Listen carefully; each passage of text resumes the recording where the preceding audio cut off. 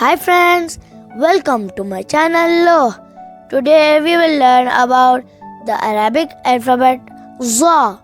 ZA is the 17th Arabic alphabet. Let's watch ZA. Hi, my name is ZA.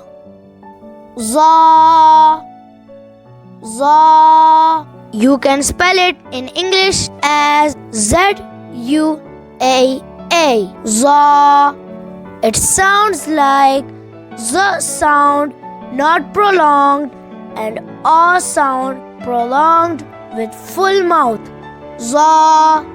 How to pronounce ZA? Make Z sound between front teeth and then A sound.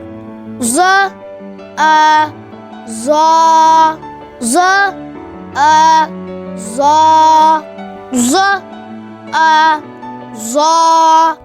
The words starting with ZA are Zufr means nail, Zabi means deer, and Zuhr means back. Thank you for watching my video. Don't forget to subscribe for more videos. Bye friends.